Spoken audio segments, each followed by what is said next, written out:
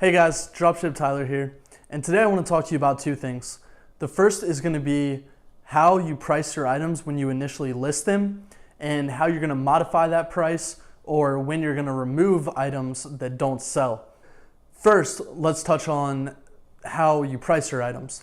So I price my items personally based on competition. So if I have an item that has zero competition on eBay, then I'll actually price that at the top of my range, which is 4% to 30%. 30% is going to be for, like I just mentioned, all of those items that have no competition.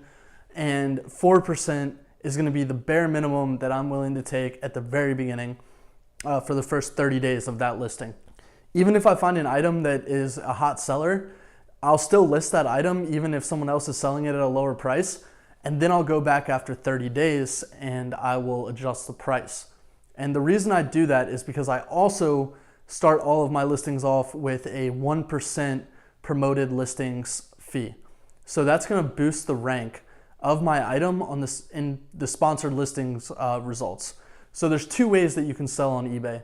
There's through the sponsored listings and through an organic search result. Typically the lowest price is going to win out in the organic search result if two items have the same title. But that's not the case if your item is sponsored and theirs isn't. Then you could have a better chance of selling in the sponsored listings slot if your sponsored listings is higher than them. And a lot of these people who price at a very low margin, they're not going to be using a sponsored listing at all. Those are sales that you probably wouldn't have gotten otherwise.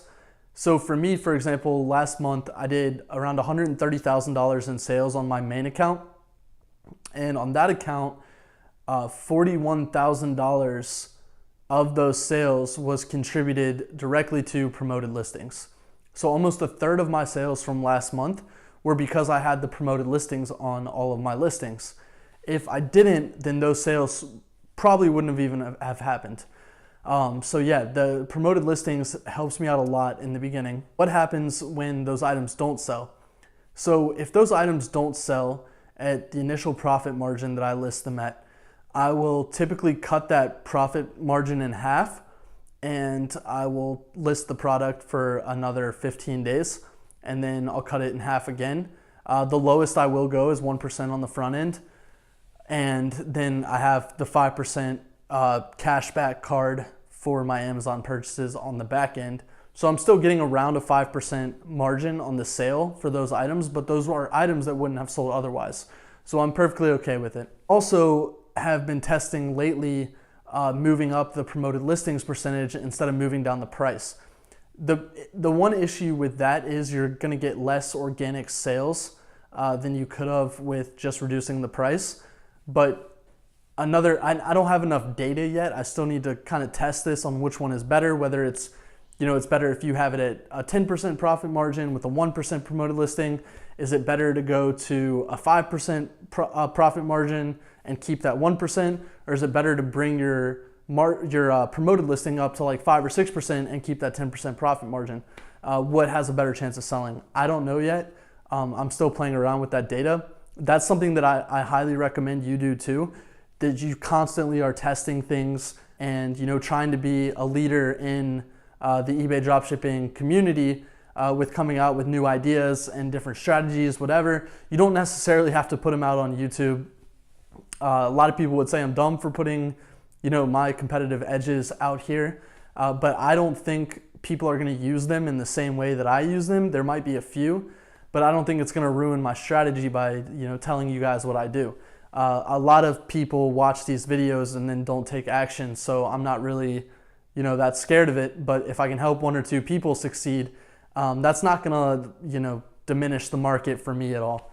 So I'm okay with telling people things that I'm doing. For you, I mean, yeah, if you feel better keeping it to yourself, if you find that golden nugget, or just shoot me an email and let me know it too, since I'm sharing with you.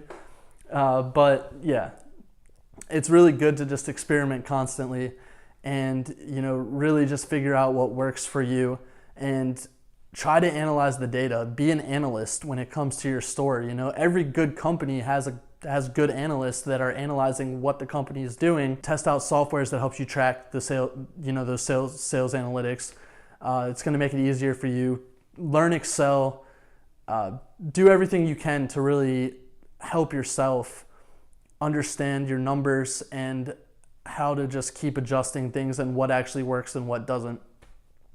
But yeah, guys, if you like this video, please like it. Please subscribe to my channel.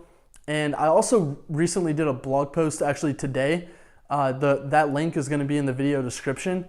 And you can go to my blog and you can read about kind of exactly what I talked about with what I do with my non-movers, so you can kind of get a better understanding. I also put a snapshot in there of my promoted listings page with those numbers that I was talking about. And you can see how many clicks there are. You can see how many items actually sold through there and the dollar amount. So yeah, guys, I appreciate you watching, and yeah, keep looking forward to more content.